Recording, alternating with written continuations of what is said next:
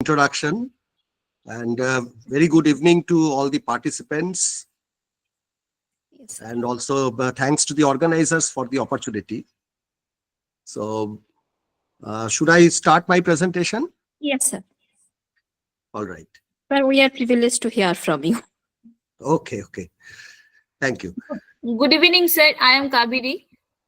Sir, as per the rule of ATAL FDP, we have started the recording of the class. Okay, sir. Yes. I have already noticed that you have started recording. It is fine. No problem. All right. Okay, sir. Thank you, sir. All right.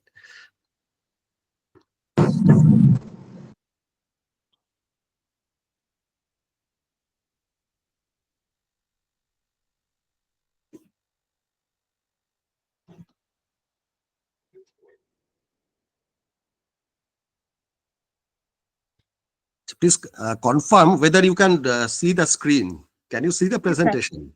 Yes, sir. It is visible, sir. All right. And just note whether the slide transition is occurring. Yes, it's occurring, sir. Okay, fine. Okay, so the topic of today's lecture would be the grid integration of renewable sources, the challenges and the remedies.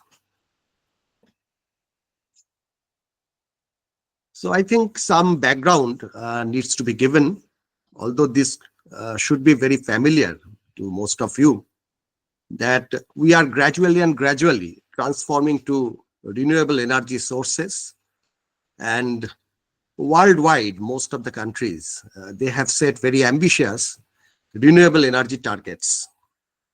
Now, there are certain benefits of using renewable energy over the traditional fossil fuel-based power generation that we are all aware of.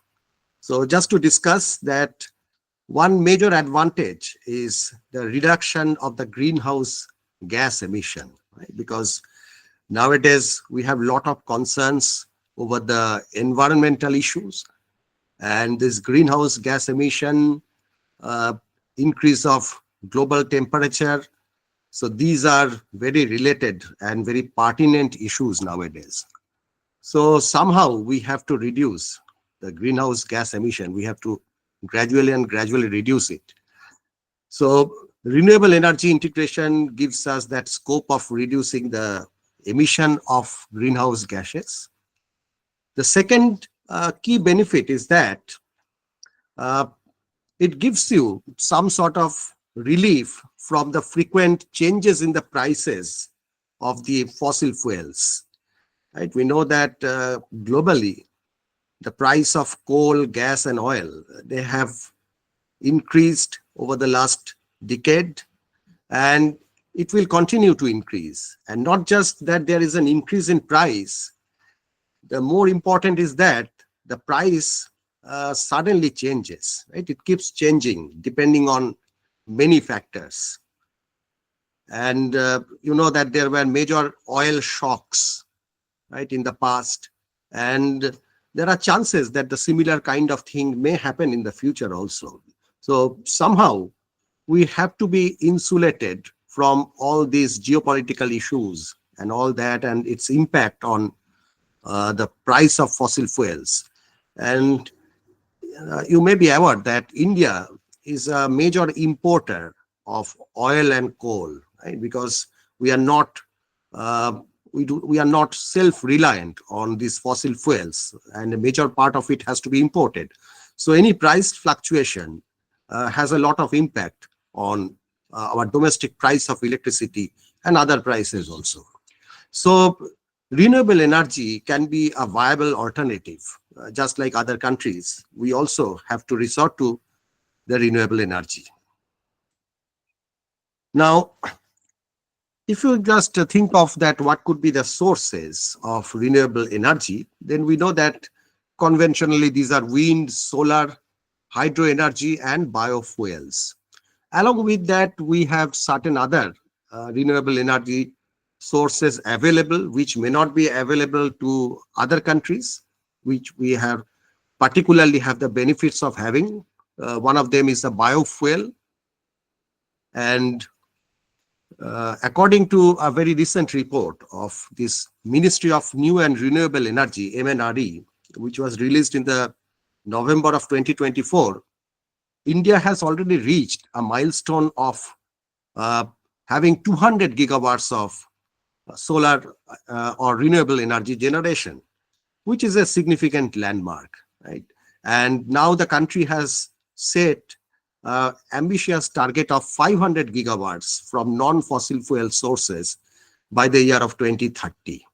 So we are marching ahead, and we expect that we'll be able to fulfill this target, achieve this target. And we have already done significantly. I mean, we are ahead of many other countries as far as the renewable energy integration is concerned. Now, these RES, or renewable energy sources based power plants, they can be integrated into the existing power system, or which we conventionally call the power grid, either through high voltage transmission system or through medium and low voltage distribution system. And it all depends on that at what capacity we are thinking of integrating these energy sources. So broadly speaking, it can either be large scale RES integration, or it can be medium to low scale RES integration. So by large scale, we usually mean thousands of megawatt or at least hundreds of megawatts of renewable energy sources, which are to be integrated into the existing power system. And obviously, when the magnitude of power is so large in the range of gigawatts or at least hundreds of megawatts, then obviously such bulk amount of power has to be integrated or has to be injected into the grid through high voltage networks. That is mostly through the transmission, in the transmission level. Whereas if you talk about the medium to small scale integration of renewable power, which is typically around 10 to 15 megawatt, then you can go for 6.6 kV or 11 kV as the injection level. And if you have still lower amount of renewable energy in the range of, say, hundreds of kilowatt to a few megawatts only, then it can be even the low voltage distribution where the renewable energy generators may be integrated.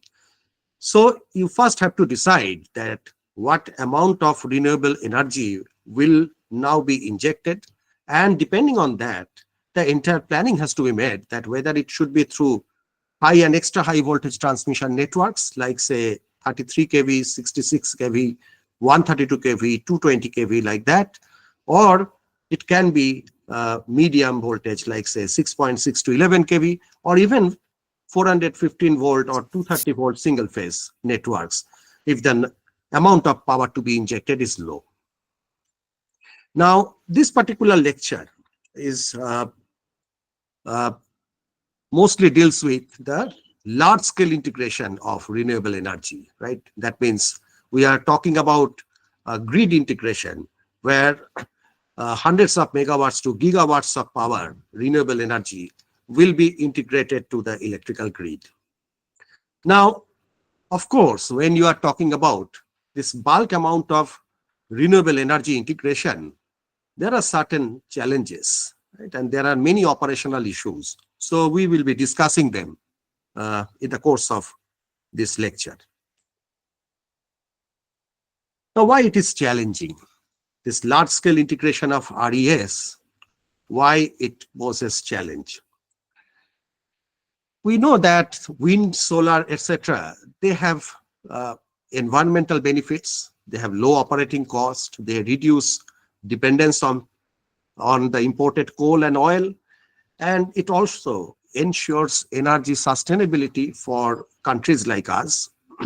But at the same time, the major issue is that these resources, they have wide variability and intermittency. What does it mean? It means that the wind, suppose if you take the case of wind generation, you know that the wind needs to be having a steady velocity for steady generation of wind energy. So basically the wind turbines, they can only operate when the wind velocity, it lies within a specific band. If it falls below a threshold value, the wind turbines cannot rotate. Whereas if the wind velocity again exceeds an upper threshold, then also the wind turbines, they are unsafe to be operated. So that means for a specific band of velocity, you can only use the wind turbines. And also in many countries, you do not have the adequate wind speed throughout the year. Fortunately, we are among the very few countries who are having large coastal lines, right? We know that a large part of India has a long coastal line.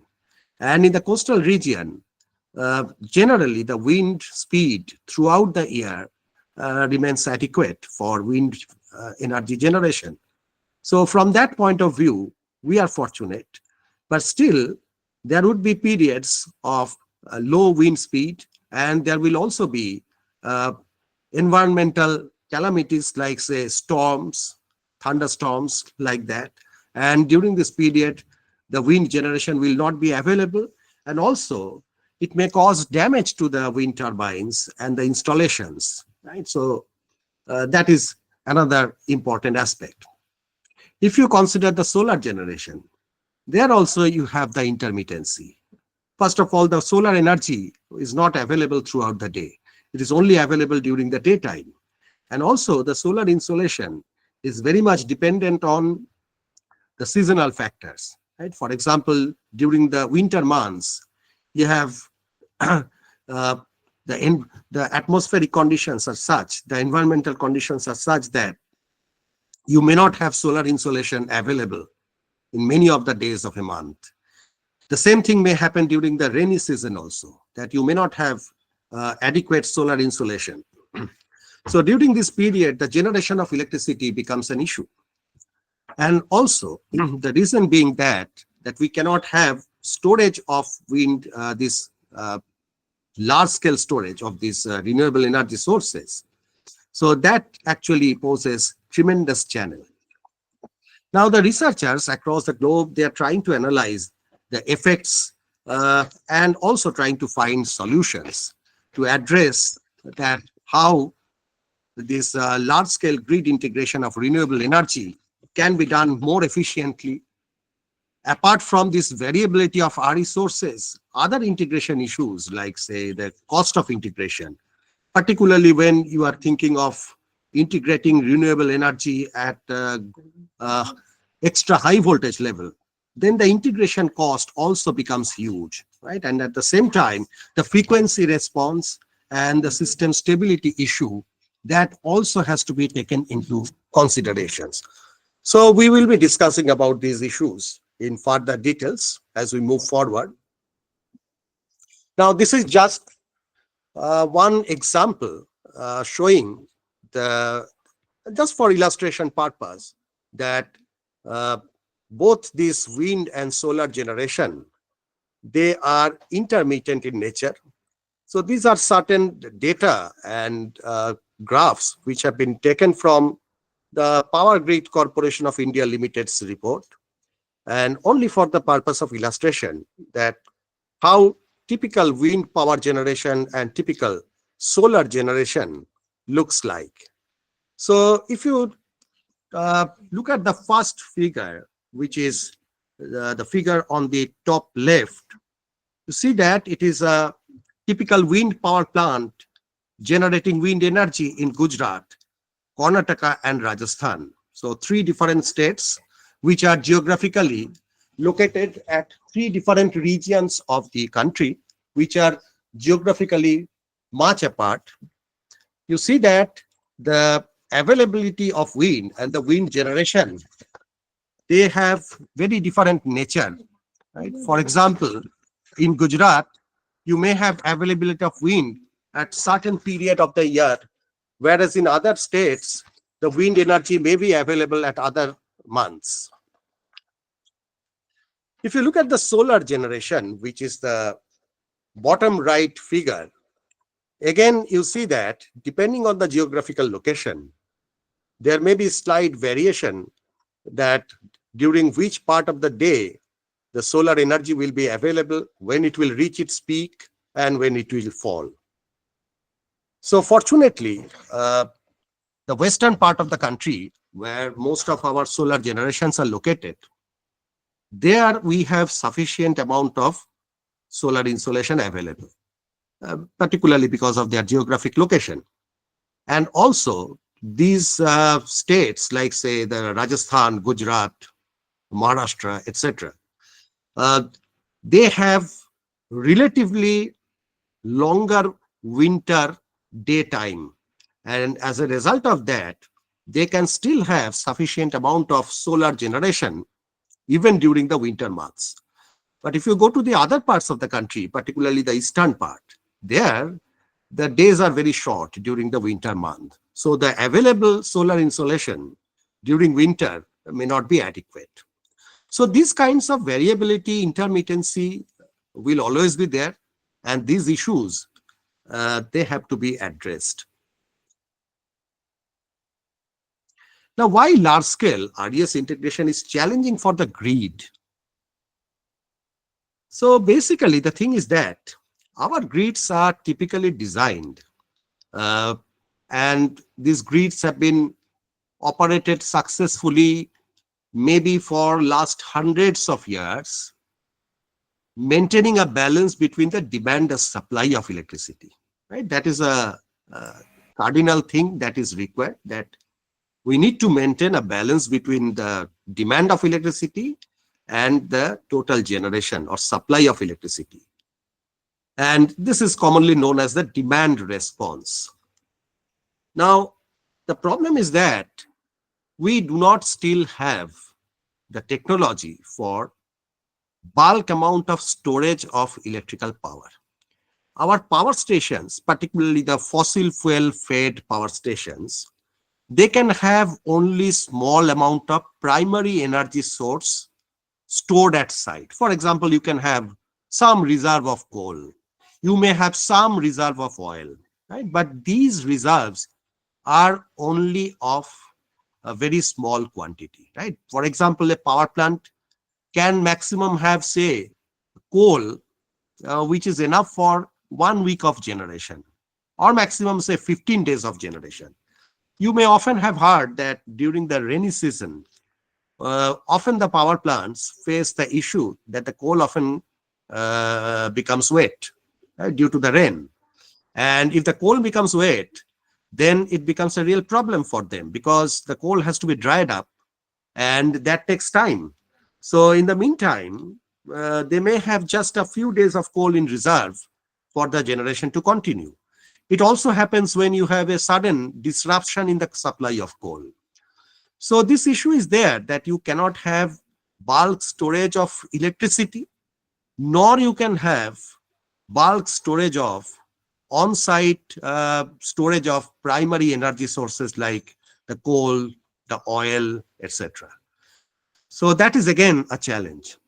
Now, one of the uh, key feature of the existing power grid is that traditionally we have used synchronous generators for generating bulk amount of electrical power. Right? So from the very beginning, the synchronous generators have been the primary source of generating electricity, either in the frequency of 50 hertz in our country, or maybe 60 hertz in USA. So synchronous generators, they are the, I should say that the central important equipment responsible for bulk generation of electrical power. Now, on the other hand, when we are talking about the renewable energy generation and renewable energy sources, there the problem is that the characteristics of these renewable energy sources, they are very different from those of these synchronous generators, right? Because the synchronous generators, they have a steady input of energy, whether it's a coal-based or if it is a thermal power plant, then there is a steady input to the boiler.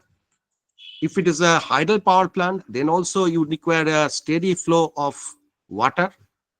So most of the time, these synchronous generators, they are designed to operate at a steady load.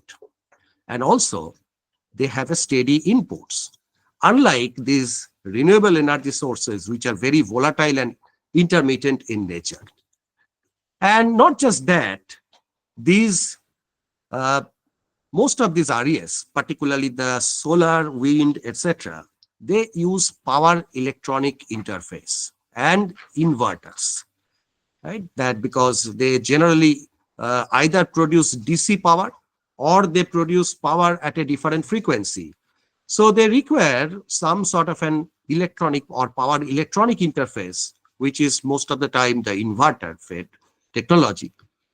And these inverters, they have very different characteristics if you compare them with the synchronous generators.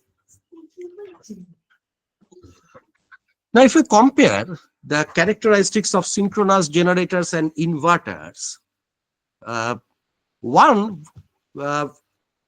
major characteristic difference is that the synchronous generators have large inherent inertia. You know that the synchronous machines rotors,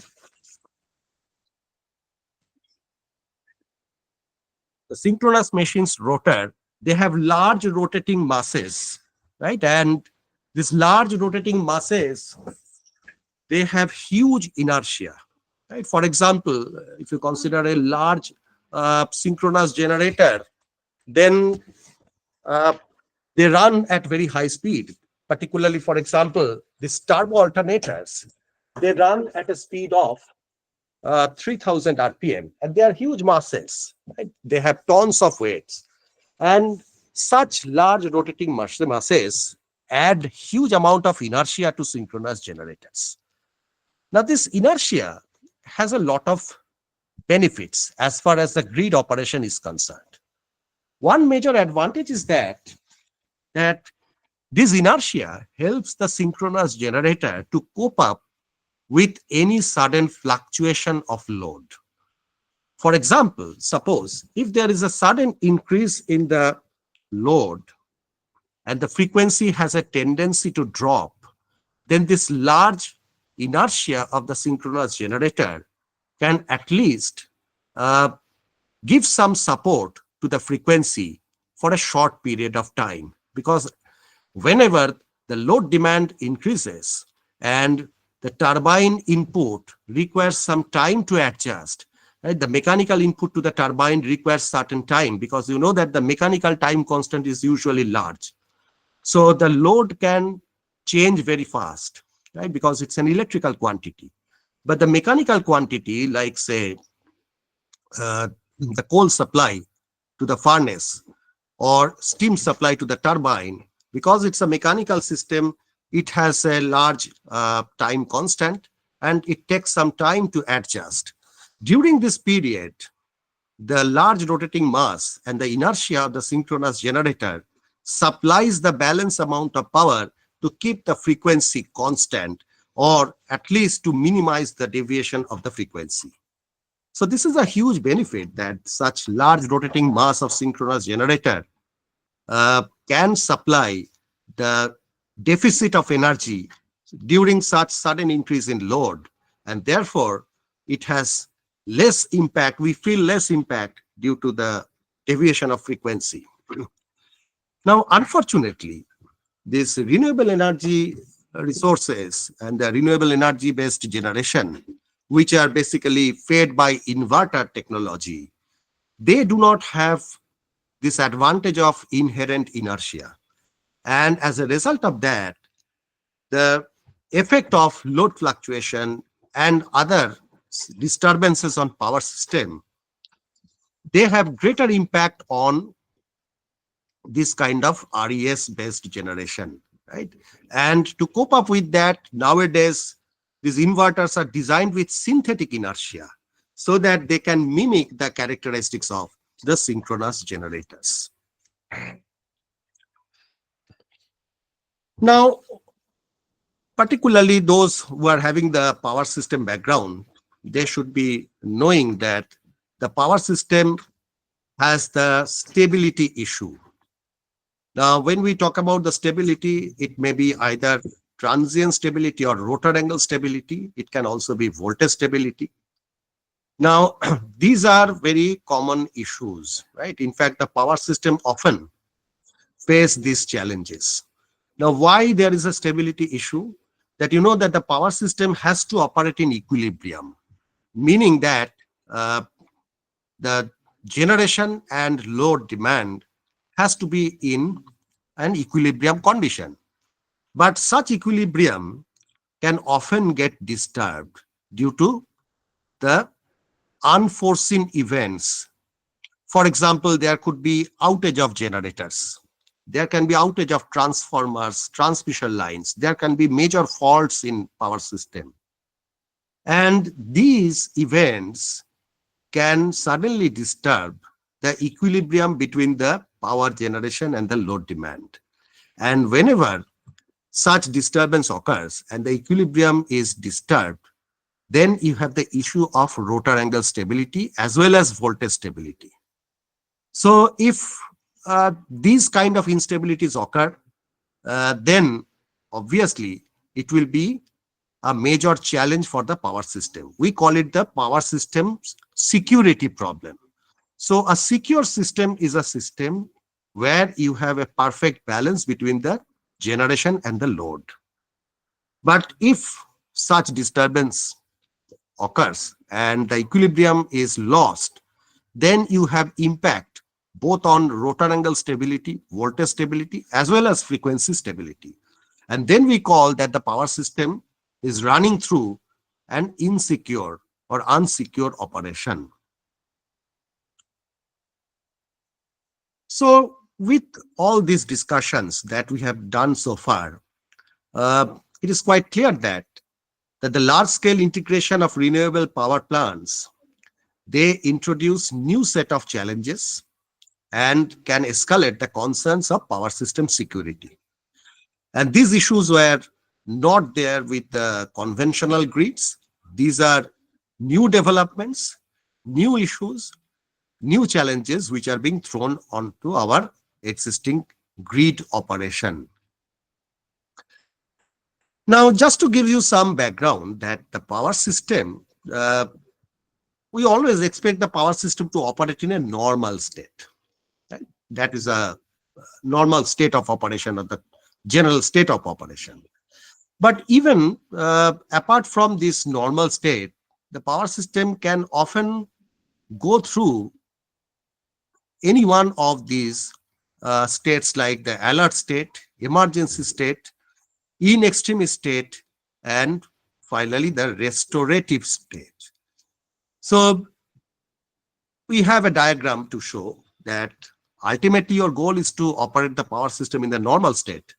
But it may happen that it may go into an alert state. The alert state is one when suppose something adverse has happened and now something has to be done by the grid operator to restore the normal operation. But if the corrective action is not being taken on time, then it can even move to emergency state or even worse to in extremis state. Now, even from these states like the emergency state or in extremis state, it is possible to return back to normal state if proper restorative action is being taken. So interchange between or transition from one state to another state can happen, and it is possible to restore normal operation of the power system. Now, just to give you some idea about the power system security, because now onward, discussion would be that how can we maintain the security of power grids even when bulk amount of renewable energy power is being integrated, right? Because that is the major challenge, and somehow we have to overcome this challenge. So just to give you some in-depth idea of what is power system security. Now, the NERC, that is the North American Electric Reliability Corporation, they define that power supply system has two major aspects. One is the adequacy of the resources. Another is the security of power system operation. Now, adequacy of resource, we can very easily understand that we must have adequacy of generation, right? Must have adequate resources, whether it's fossil fuel, whether it's renewable energy, but the adequacy is very important. But the second important thing is the security. And as I said, that the security refers to the ability of electrical power system to withstand sudden disturbances and successfully handle unexpected events like power system faults or unanticipated loss of system elements, which is often referred to as the contingency. So the ability to handle these unexpected events can be measured in terms of how much the consumer's load is affected. Because ultimately the goal is that the power supply to the consumer should remain unaffected, it should be uninterrupted. Whereas from the operator's point of view, the security defines how effective the system is to recover from these unexpected events. So you may have a major adverse event, a major fault, or a cascading kind of fault.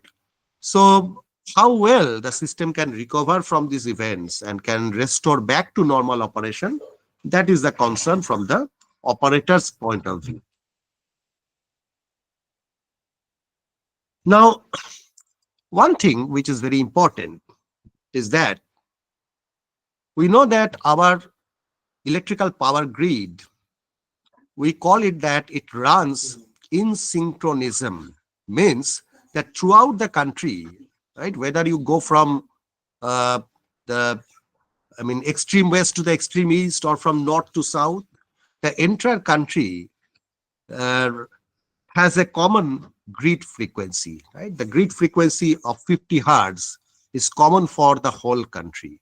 So we may have hundreds and thousands of interconnected generators, but all of them run at the same speed or same frequency, producing 50 hertz power.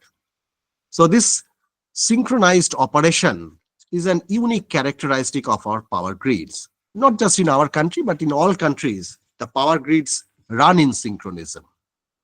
Now, the problem is that this synchronism can be affected because of many factors. And nowadays, these factors or synchronized operation of power grid is even more a challenge, because most of the generators are nowadays, they are being operated very close to their design limits. The reason is entirely commercial, because every operator, every power generator tries to push the limit to the maximum extent possible, right? So that more revenues can be earned. So when you push the limits and run your generators close to its design limits, then there is a potential risk of insecurity, right? And therefore, it is very much essential that there is a continuous assessment of the system security, right? And system security assessment plays a very important role in power system operation.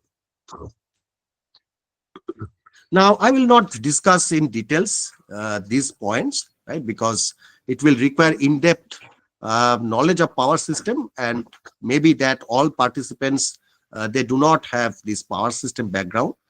So just to give you some broad idea that the power system security assessment, which we are discussing, have three major components. One is called the security monitoring, and security monitoring is mostly done with the help of monitoring devices like SCADA on PMUs. Earlier, we only had SCADA. Nowadays, we depend more and more on the phasor measurement units or PMUs. We'll discuss a little bit more on PMUs later on. Then comes the security analysis, because it is not just monitoring. You also need to analyze that if there is an event like a fault or a major outage, which we normally call contingency. So in the event of major contingency, how the system will respond, right? Whether the system security will be maintained or whether the security will be disturbed, that we need to analyze. And finally, it is the security margin determination. That means for an operator's point of view, what is very important is that the operator should not just be happy with that whether the system is running in a secure condition at present or not, but also the operator needs to know that how much additional power can be delivered without risking the system security. So this is commonly called the security margin determination, that suppose you are presently generating this much of power. Now, how much additional margin you have, that means how much more generation you can provide without disturbing or affecting the system's stable operation or secure operation. So this is called security margin determination, and this is very important from the operator's point of view. Now, having discussed all these things, we have already understood that the renewable energy resources, they have many advantages. But at the same time, we have also understood that when it comes to integration of bulk amount of energy from renewable sources, which is going to be the case in future, because now we are not happy with only addition of megawatts. Rather, it's hundreds of gigawatts which need to be added over the course of next, say, 5 to 10 years. So when it comes to integration of hundreds of gigawatts of power within a short span of time and into the existing grid, because your grid structure, the grid topology cannot be changed in a short period of time. It takes time, it takes money. So you cannot do that overnight. So what else you can do to overcome these challenges, and still you can use your existing grid infrastructure for integrating more and more renewable energy. So one of the, you can say that the solution to this issue is the system protection, right? And this system protection scheme is one such, you can say, methodology by which these challenges can be overcome. So let me give you some introduction to the concept of system protection. The concept of system protection is very different from what is traditionally we know as power system protection. It has nothing to, no relation to the power system protection in that sense. So this is a completely different topic. What it is? So the system protection scheme usually refers to some collective actions which may include, say, changing the load, changing generation, changing system topology, and all these to maintain the stability of the system, to maintain acceptable voltage levels, steady power flows, and also to maintain the synchronized operation of the grid. Now, this system protection has other names also. I mean, they are called in different names. One very common name is the Remedial Action Strategy, or RAS. In fact, IEEE uses the acronym System Integrity Protection System, or SIPS, while Remedial Action Scheme, or RAS, is used by WECC, or Western Electricity Coordination Council, whereas the rest of the world commonly uses the term System Protection Scheme, or SPS in short. So let us discuss more about SPS. So what it is basically a trade-off between investment, operational cost, and customer service quality. See, the thing is that as I said, that the existing infrastructure, the power system infrastructure, your transmission network, your generation, your generators, etc., they cannot be changed overnight, right? Because it requires huge amount of investment, and also uh, it takes time for the power infrastructure to go through changes. Now, what can you do? Because on one side, you have increasing demand of electrical power, and we have to generate more. We have to add renewable energy to the grid, but our grid infrastructure is still limited, and it cannot be augmented overnight. So what can be done as an alternative? There, the SPS has a very vital role to play, right? It can be a viable planning alternative than physically extending the transmission system's capacity, right? And it can be considered as a useful tool to augment the power system's reliability. Now, what are the key components and structure or feature of an SPS? As I said, that it is very different from unit protection or equipment protection, which we often study in power system protection. And SPS has its focus on the protection of the power supply capability of the entire system in the totality. So, for example, when you talk about unit protection, for example, generator protection, transmission line protection, or say your transformer protection, these are called unit protection because you focus on a particular equipment, and your whole objective is to protect that particular equipment, any kind of adverse thing. Whereas the system protection, as the name suggests, that it is not specific to one particular power system equipment. Rather, the idea is to maintain the power supplying capability of the entire system, right? Rather than focusing on a specific equipment.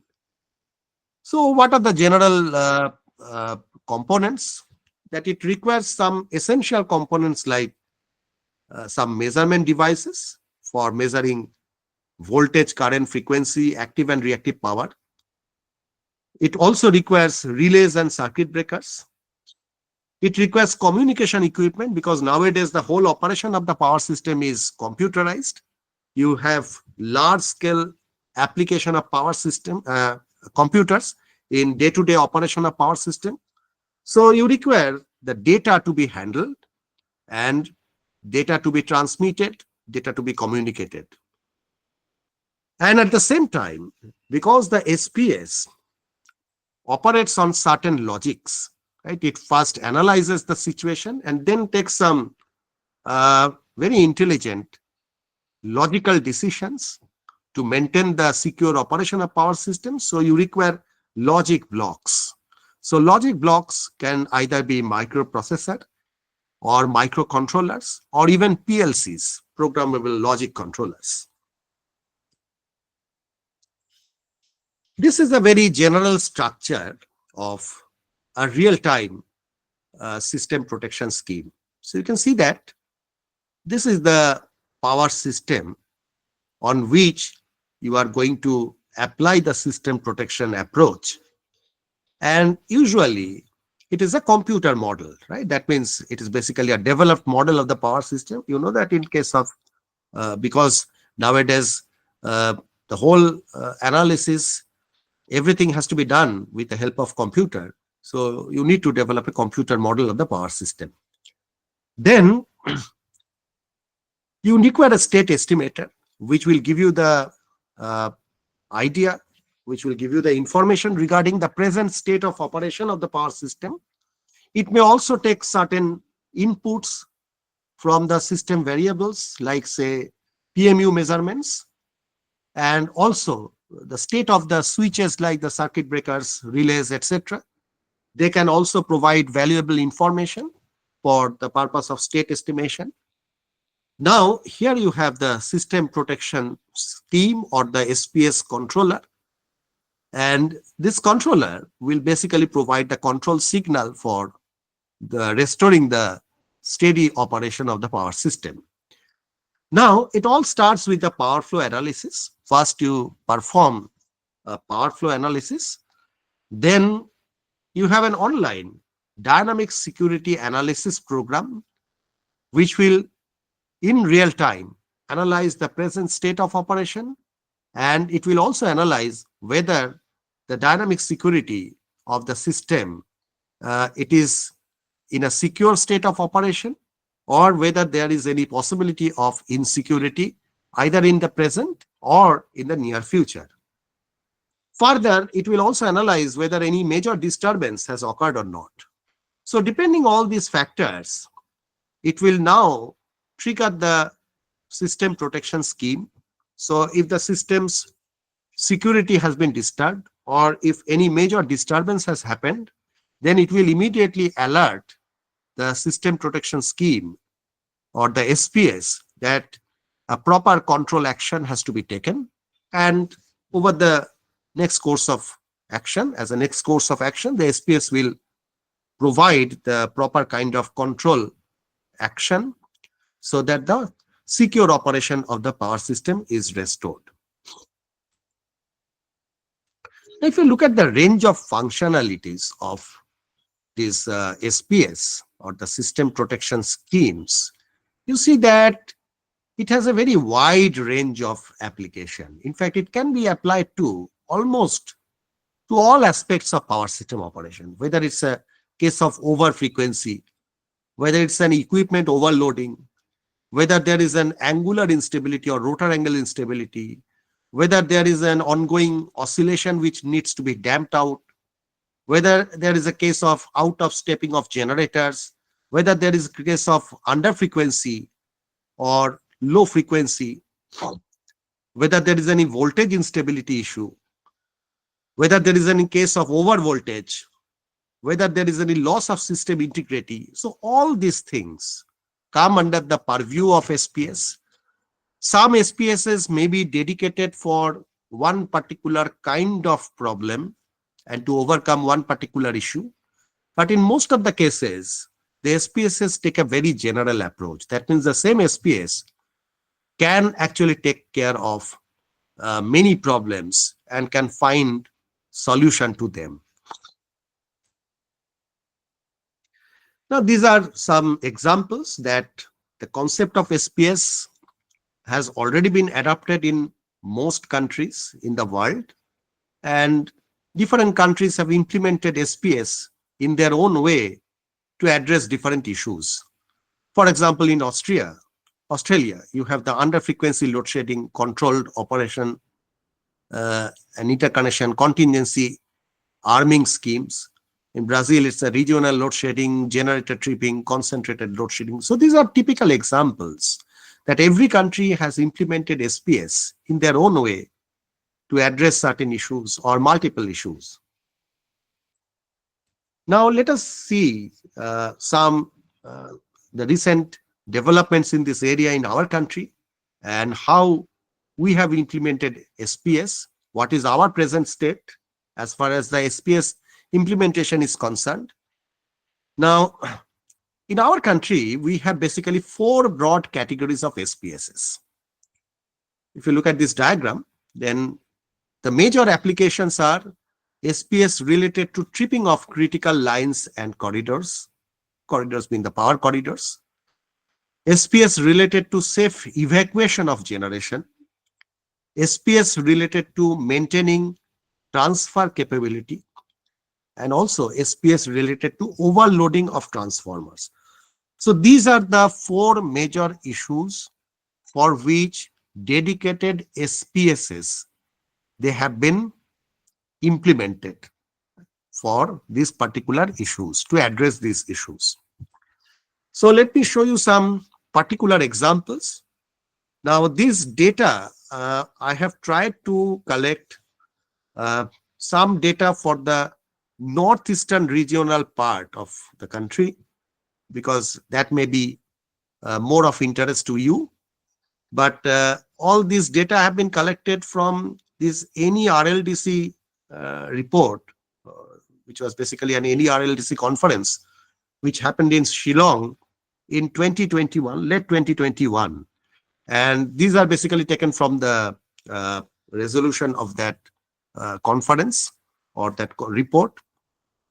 So data may be a little bit old, but still it makes a lot of sense, particularly because the data pertains to the northeastern part of India. So as you can see that these are some typical examples of how SPSS have been implemented in the northeast India. You see that there are 4 SPSS in service which deals with tripping of critical lines and corridors. 2 more SPSS for safe evacuation of generation, and 3 SPSS for overloading, to take care of overloading of transformers and critical lines. So altogether, there are 9 numbers of SPSS operating in the eastern part of the country, northeastern part of the country, as on August 2021. So this is an old data. So it is likely that over this period of time, last 3-4 years, more such SPSS have been added and the number should be higher now. Now, these are some typical applications of SPS in the northeast India.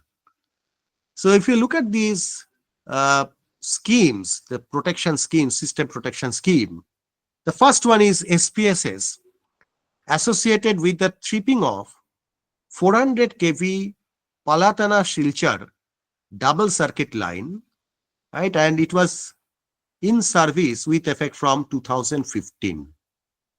Another one is the SPS associated with the tripping of 400 kV Silchar Azara single circuit and 400 kV Silchar Birnihat single circuit line when there is no generation in the Palatana CCGT, combined cycle gas turbine station.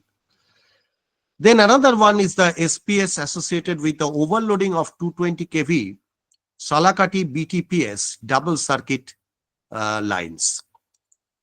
So these are, most of them are effective from 2015, few are even older, 2013. Now, what is interesting is that if you look at the next table, you'll see that these SPSS often work on a chain. That means they have a series of operation, sequential operation, and based on certain logics. And they have their built-in if-then-else logic on which they operate. Just to give an example, that if suppose there is an event like this, that when the 400 kV Silchar Birnihat line and the 400 kV Silchar Azara line trips, a signal will be generated from the trip relays at Silchar. Also, in case of outage of either 400 kV Silchar Birnihat line or 400 kV Silchar Azara line, a signal will be generated from the trip relays at Silchar. This signal should trip the circuit breaker of the 132 kV Silchar Srikona double circuit and 132 kV Silchar Panchagram single circuit, as well as 130 kV Silchar Dulavachera single circuit lines at Silchar. So you can see that there is an if-then logic inbuilt, that if this happens, then there will be a trip signal generated which will trip the circuit breaker of these lines.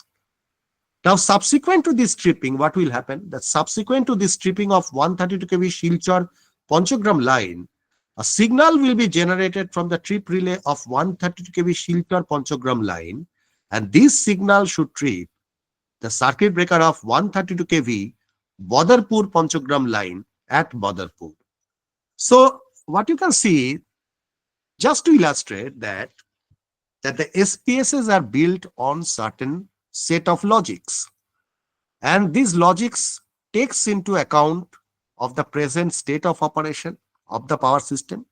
It takes data from the measurement devices. For example, here this SPS needs to know whether there has been any kind of tripping of this 400 kV Silchar Birnihat line or Silchar Azara line. So how it will know? It will know from the status of the circuit breakers and relays. So that's why in the block diagram I had shown that it requires typical inputs from the measuring devices. It also requires typical input from the switches like the circuit breakers, relays, etc. And based on the assessment of the current state, it will take a proper control action. For example, in this case, it could be a series of trip signals sent to the circuit breakers, and why these lines are being tripped, so that certain amount of load is being thrown off. For example, after this tripping, an instant load relief of around 109 megawatt in off-peak hours and 159 megawatts in peak hours will be obtained. So what is the whole idea? The idea is that some major line has tripped. So you now have to reduce your load. You have to relieve certain amount of load from the system so that the other generators do not get overloaded.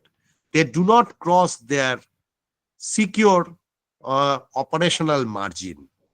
So that's why an SPS has been designed to operate with a certain set of logics, that if this kind of adverse event happens, immediately this kind of control actions need to be taken so that this end result happens. So this is how the SPS works. Now here I have just tried to give you one illustrative example on how this SPS can be implemented for the purpose of voltage control, right? So here a particular methodology has been used. In fact, you have seen that these SPSs require certain kind of logical decision making, and also some sort of control action is needed. Now here, model predictive control, MPC, has been used as the baseline method for voltage control, and this is basically an illustrative study on an IEEE 30 bus system. This is not a real-time application, but of course the methodology can be applicable to real-time systems. But I just try to give you some broad insight to MPC. For those with a control system background, model predictive control should be a very familiar topic for them. But for others, let me just try to give some insight that it is a kind of predictive control. And it was actually implemented, or first time implemented, way back in 1980s. Right? And it was used in process control industries, chemical plants, oil refineries.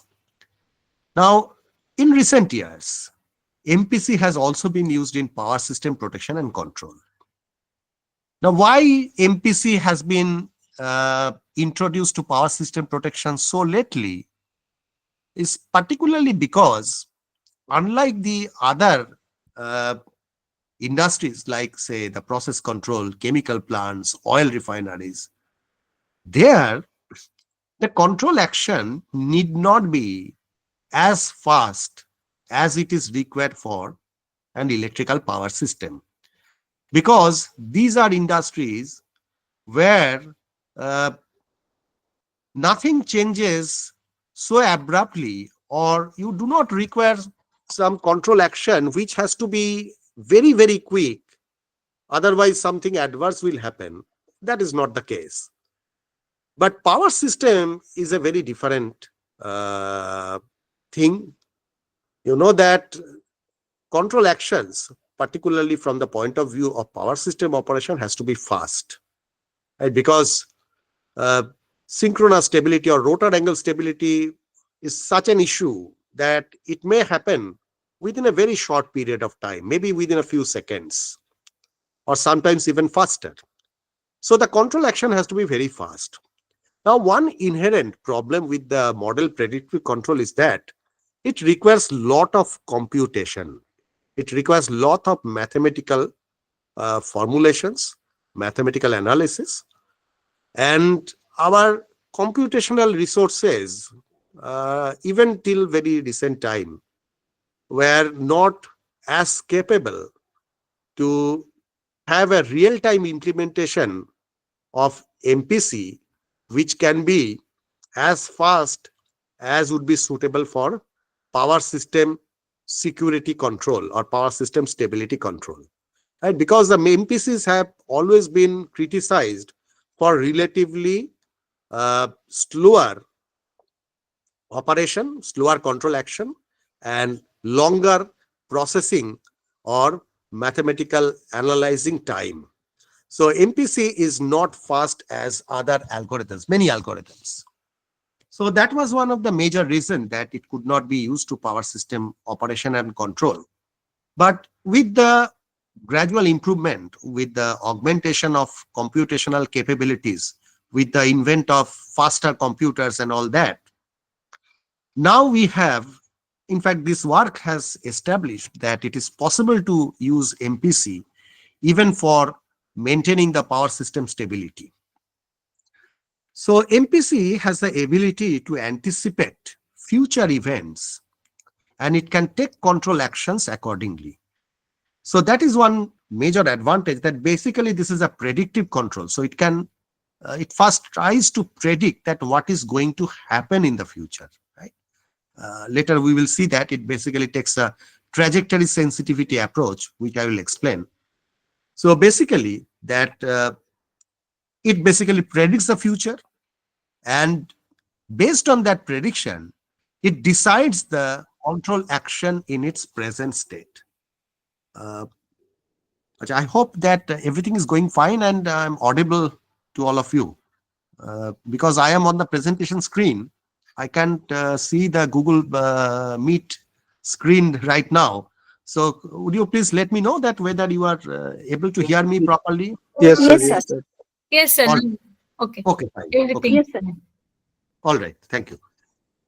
Okay. So this PI, PD or PID or other conventional controllers do not have this predictive ability. First of all, they're not adaptive, and also they don't have this kind of predictive ability, so that you cannot predict the future, that what is going to happen in the future, and based on that you cannot adaptively change your control action. That is one beauty of model predictive control.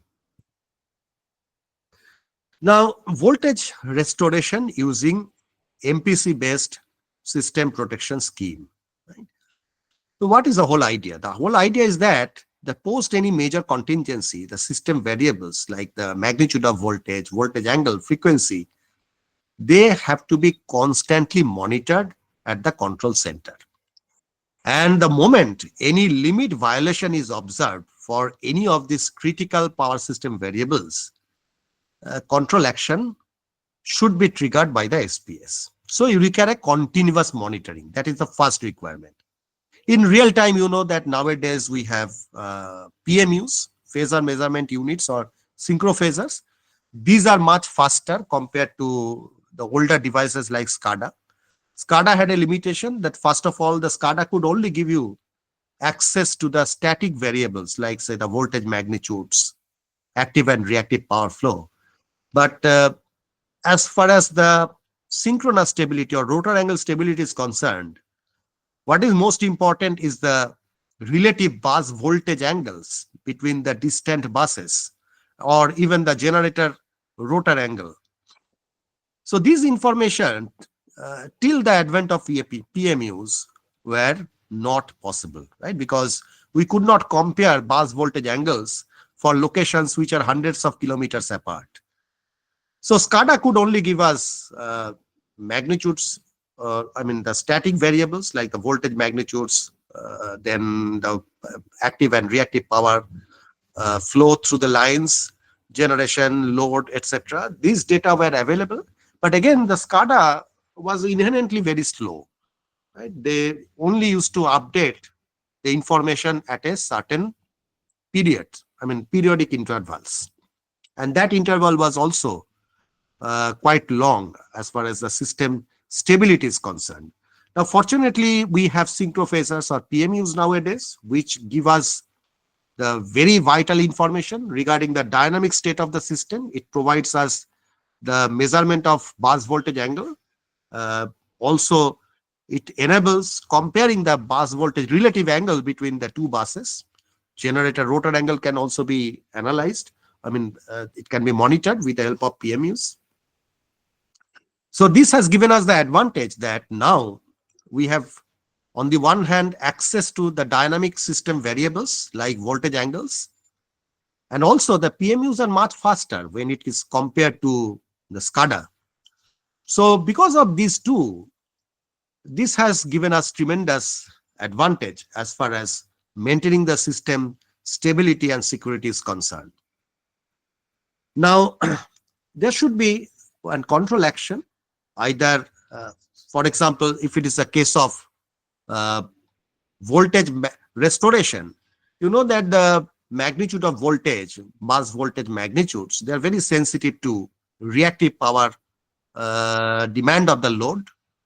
And if you find that the voltage, bus voltages are below the acceptable limit, particularly under the heavily loaded conditions, then you need some sort of reactive power compensation.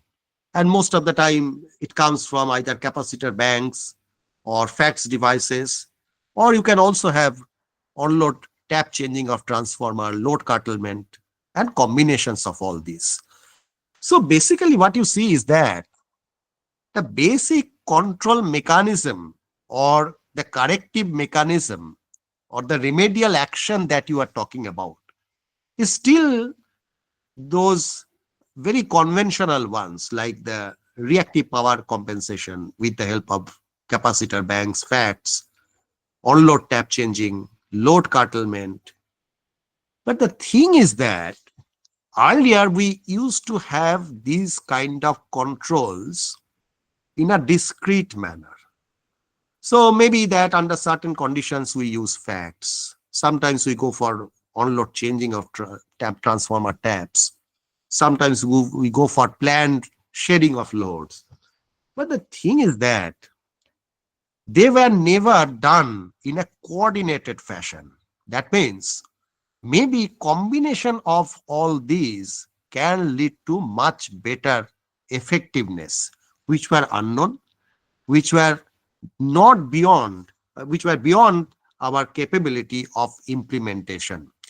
So with the help of this system protection approach, which takes into consideration multiple factors, and in fact, it can have a coordination of multiple devices, multiple control strategies. This has become very effective and has tremendous beneficial impact on modern power system operation.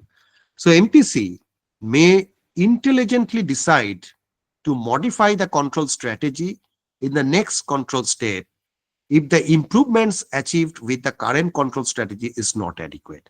In fact, those who are familiar with the MPC should be knowing that the MPC basically works on two time horizons. One is called the prediction horizon, another is called the control horizon. So basically you decide in the prediction horizon that what might happen in the future.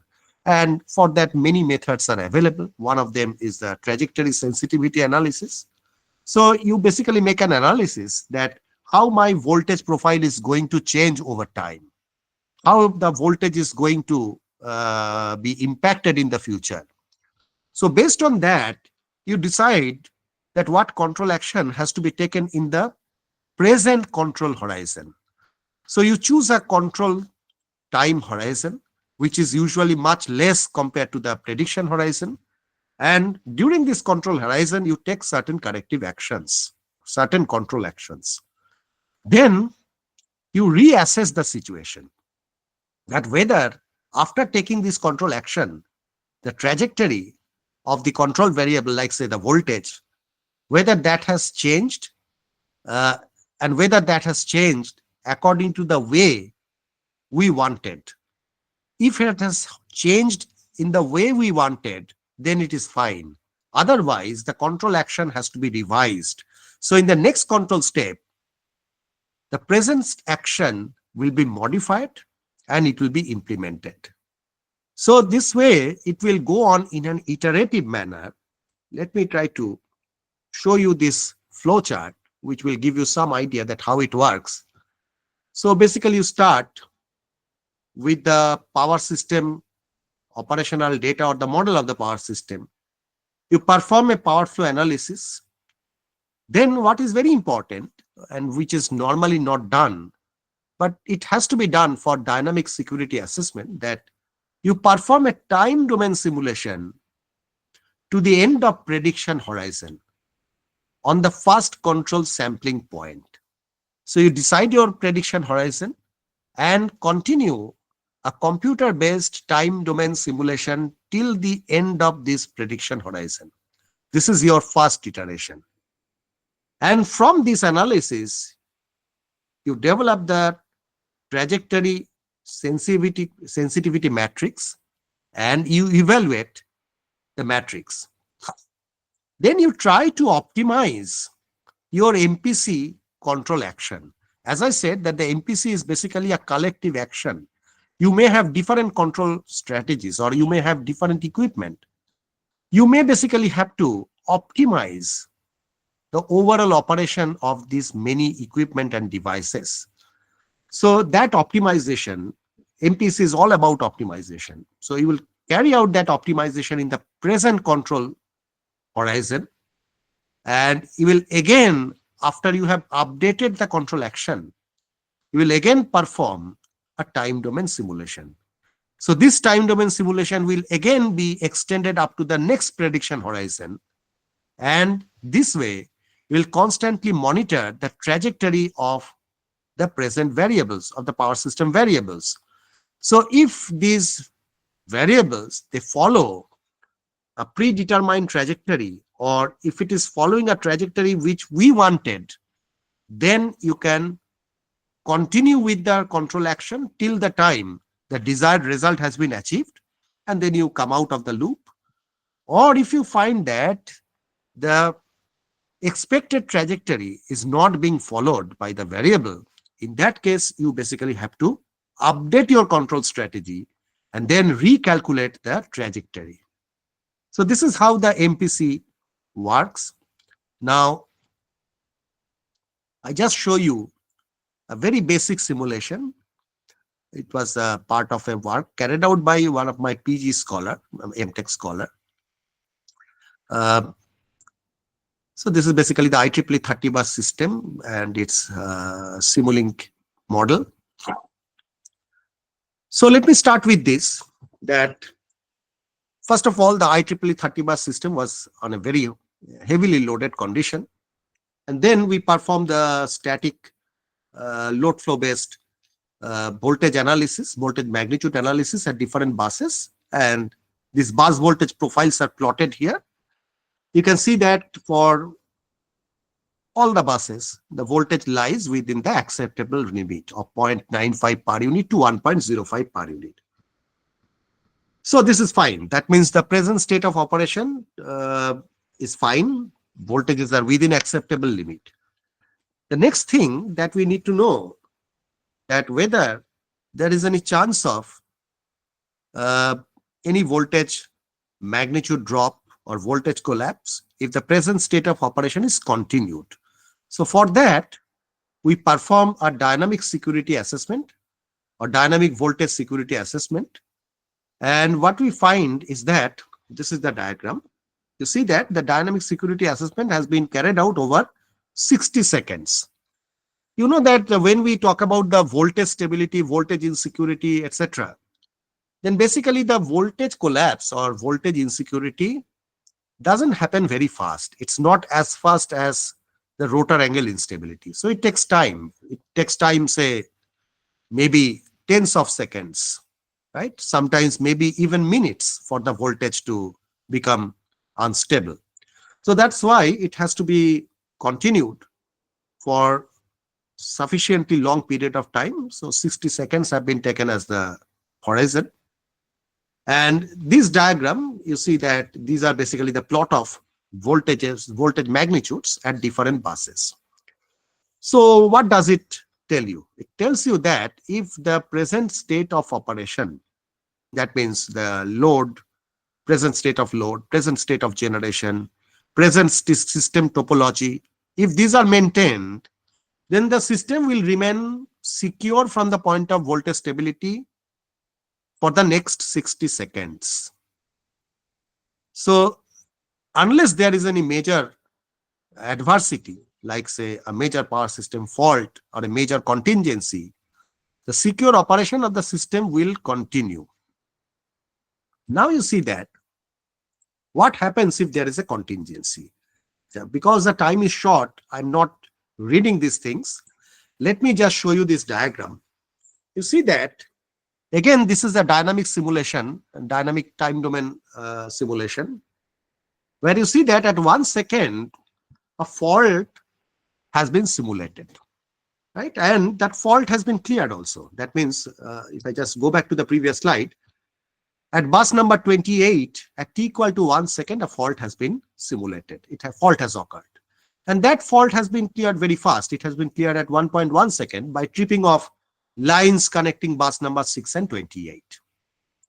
Now, what is expected? That if the fault is cleared, everything should be normal and the voltages should be at stable values.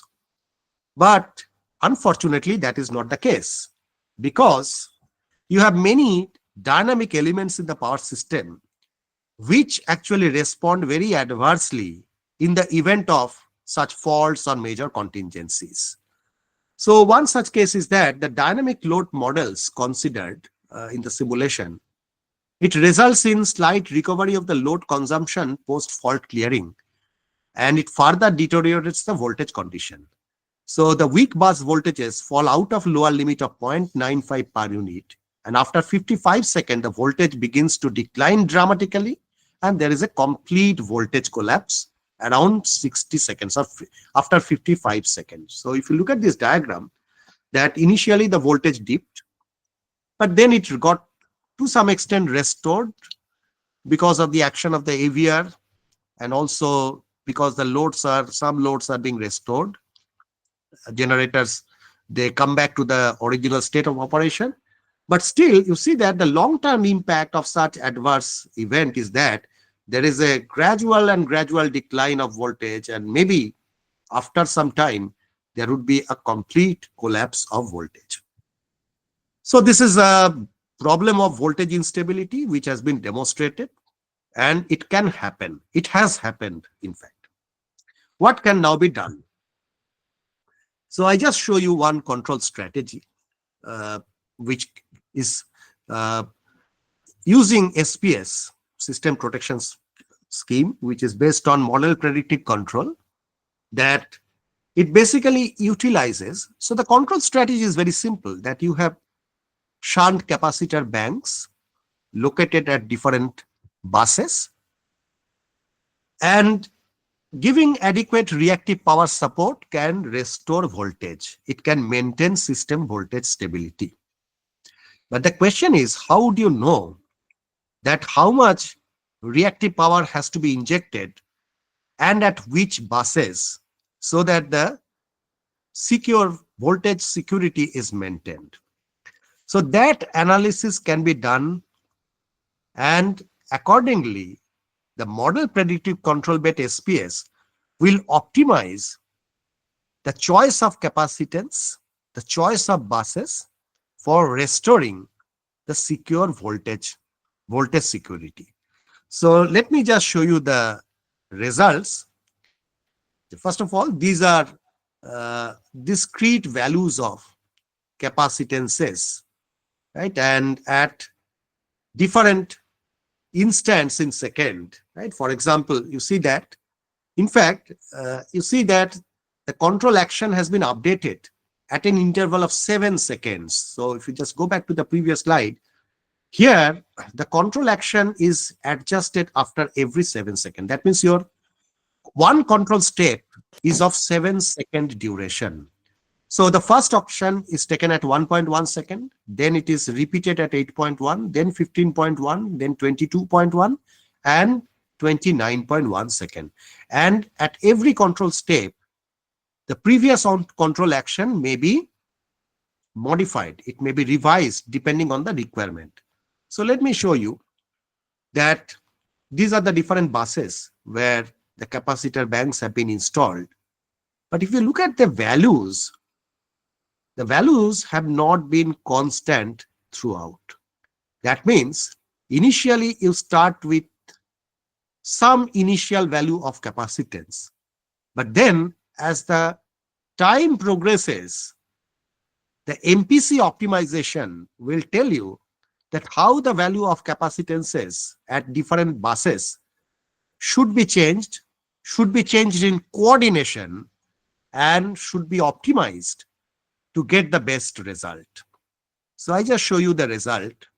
You see that these steps, basically, these are indicative of the control actions, right? In fact, you can see that the first one was at 1.1, then 8.1, then 14.1, 15.1, then 22.1, and like that. And you see that at every time step, when you revise your control strategy, you have a dramatic improvement in the voltage magnitude, right? In between, the voltages remain fairly constant. So what happens is, in the first control step, certain values of capacitances are being switched. Now, it tries to predict, tries to analyze whether the chosen value of capacitance gives me the desired result or not. Now, obviously, in the first time step, in the first control horizon, the chosen value of capacitances are not delivering the desired result, right? Because the voltages are still below the acceptable limit. So you revise your control action in the upcoming control step. So the voltage magnitude further rises. But does it still come back to the acceptable limit? No. So in the next time step, again, that value has to be revised.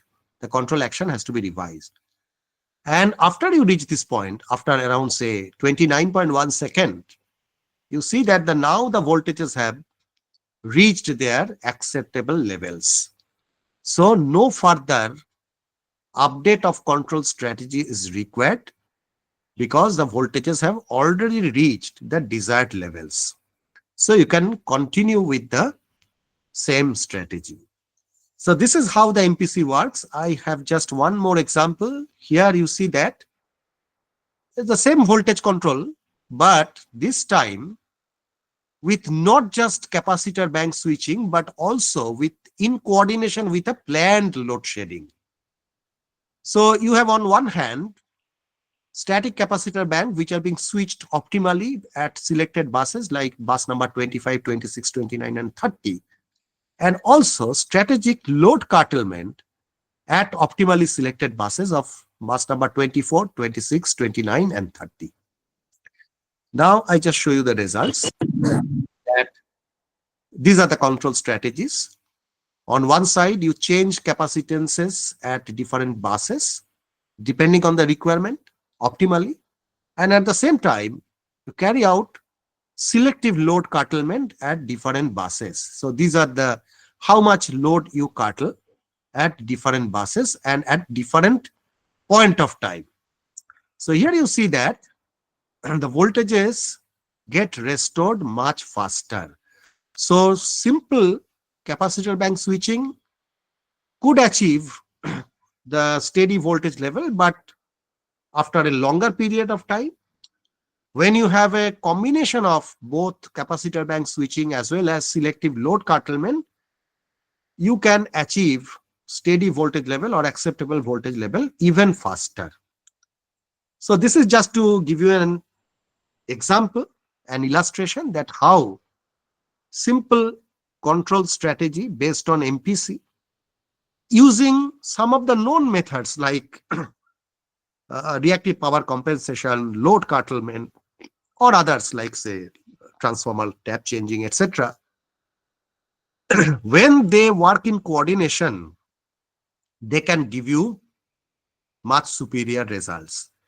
But the problem was that coordination among these techniques, coordination among these control strategies, this was not possible until the advent of this system protection approach, right? So system protection approach, whether it's MPC based or whether any other algorithm is being used, When implemented judiciously, it can give you very good result. So let us summarize that energy need of the country is growing at a very fast pace to meet the GDP growth rate, and to meet the growing demand and to reduce the supply demand gap, there is a need for large capacity addition, and definitely a significant share of this must come from the renewable energy.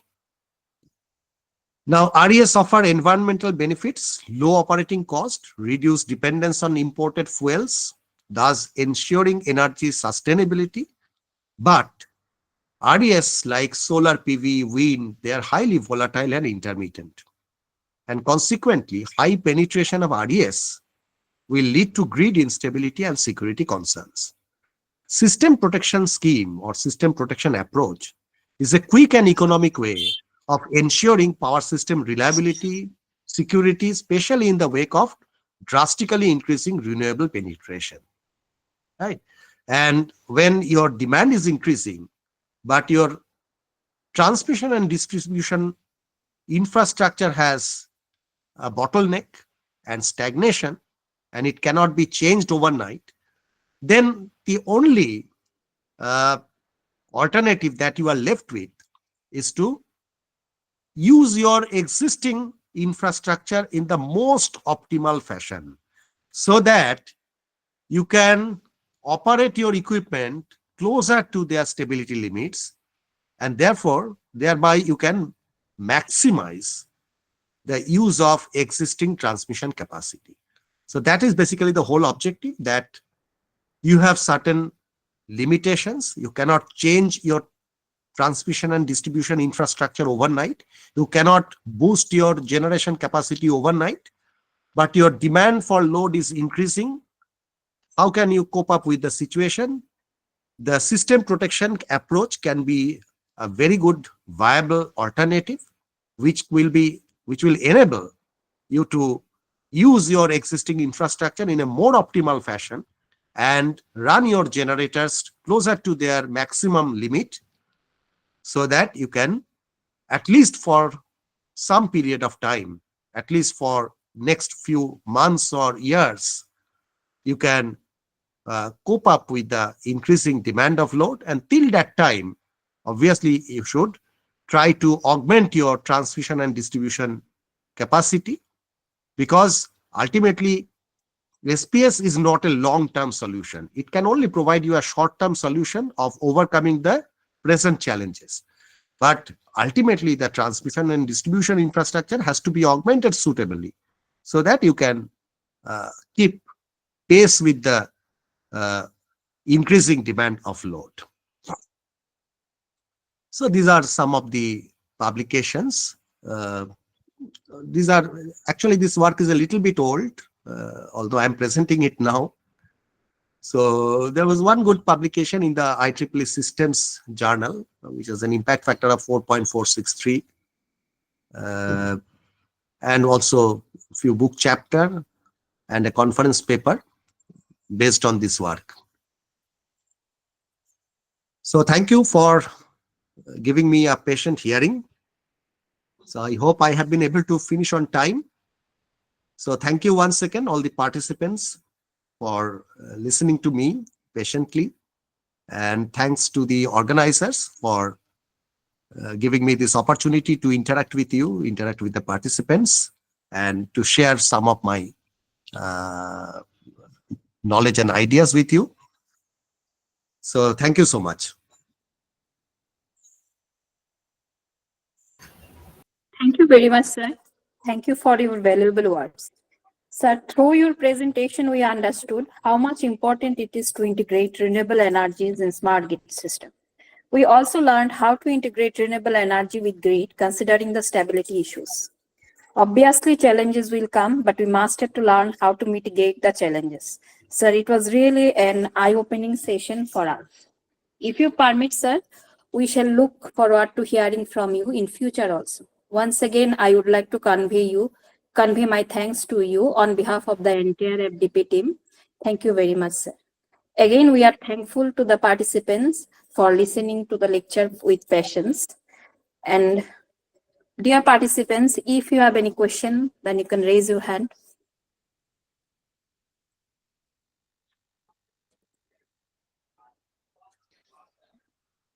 Okay.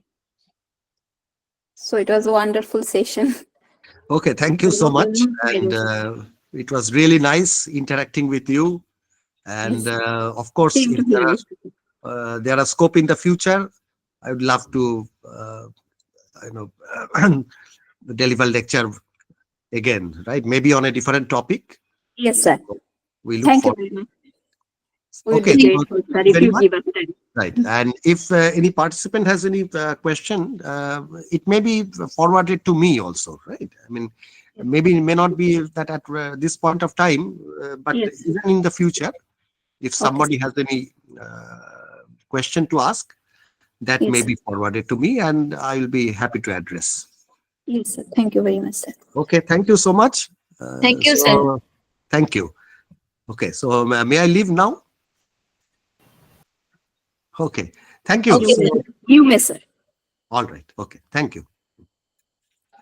So very shortly, we are going to start our next session. It will be another wonderful session waiting ahead. So with this, I would conclude this session and handing over the session to one of the course coordinator, Dr. Kavit Chakrabarti. You may proceed, sir. Thank you, Dr. Aditi Madam. Am I audible? Yes, sir, you are audible. Okay. Good evening, everyone. We are starting our next session. It is my pleasure to introduce our esteemed resource person for this session, Mr. Azizul Haq. Kabir Madam, can you confirm the resource person has already joined? I'm checking whether he is on the line or not. Okay, I shall confirm.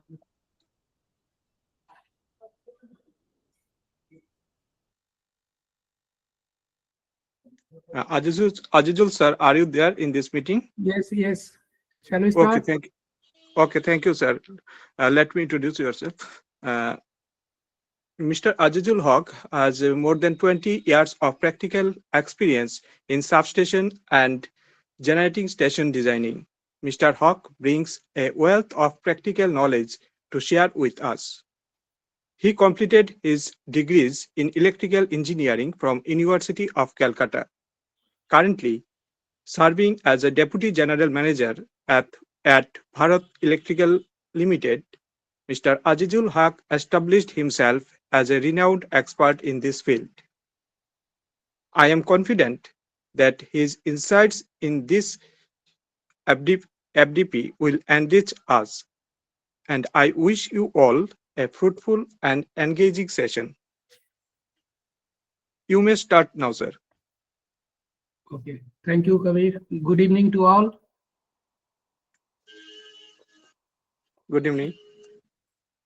I would like to have it make it a interactive session, not like classroom lecture, because I am a person from field, so this session would be more like sharing experience rather than theoretical nitty-gritty of substation, because we everybody we read in detail, study in detail about electrical substation in our course, college course, BTech, BE degree course, each equipments and every system.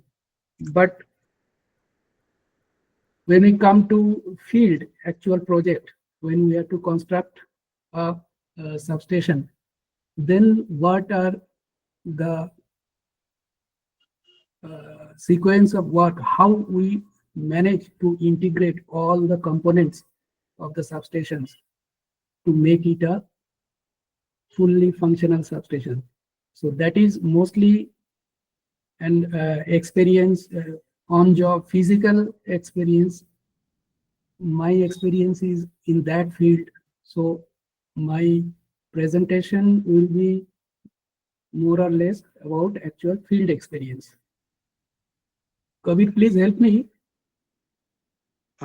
Yes, sure. How to share this presentation? There is 3 dots, I think. No, Yes. there is an arrow, sir. there is an arrow. Here you click. I think it is written as present now. There's in the bottom side there is an arrow, small arrow. Okay, just a minute. One is audio setting, video setting, turn on caption. I don't see any arrow.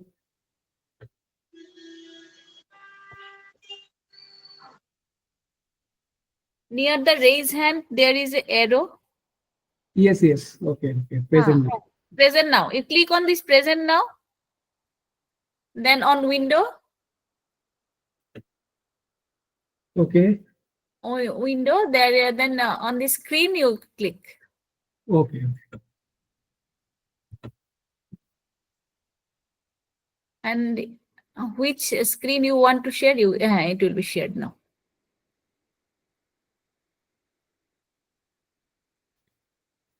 Okay. So this is a presentation on EHB substation. All you know, Sir, you EHB may click on the slideshow. Then it will be better. where it is. Slideshow in the top line, it is written slideshow. After animation, it is written slideshow. File, home, insert, design, transition, animation, and slideshow.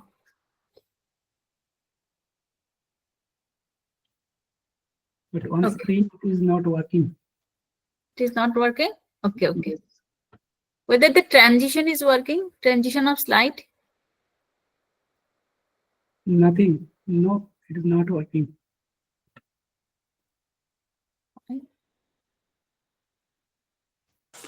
So you can press F5 from the keyboard. Okay.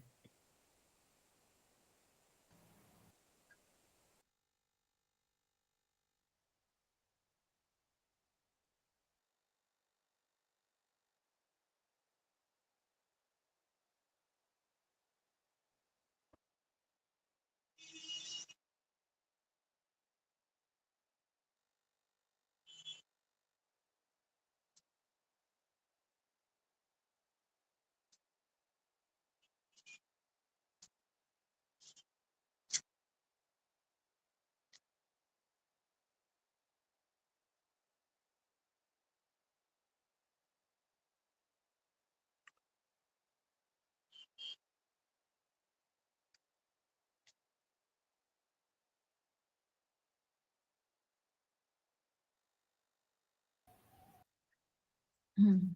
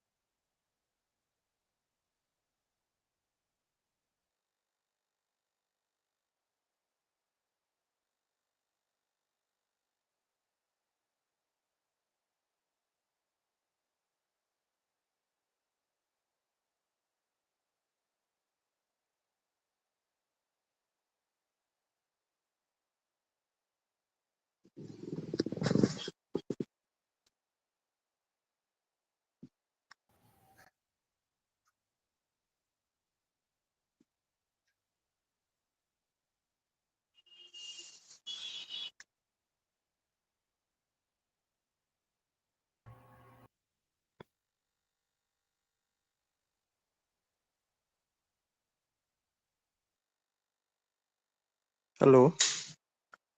Hello, Azizul sir. Hello.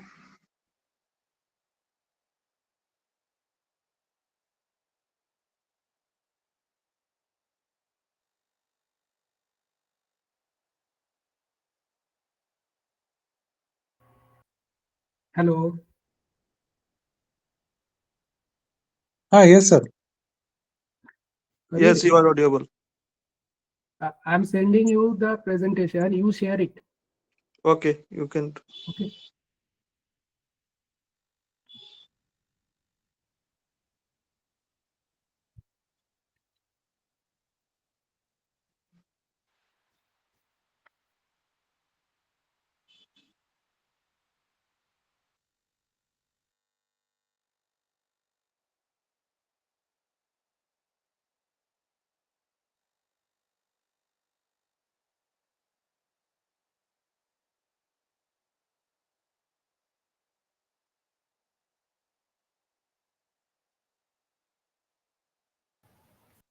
Sir, you may give the again this present now.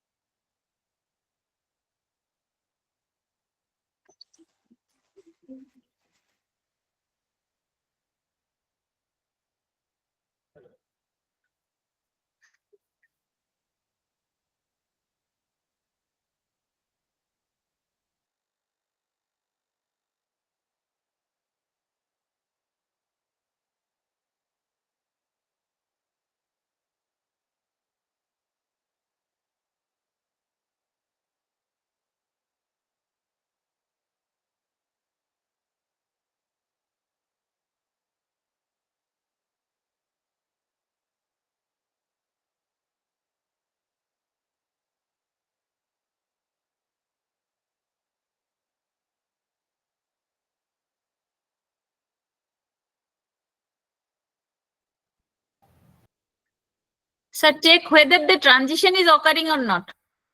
Transition of slide is occurring or not. You check. No, the transition is not taking place.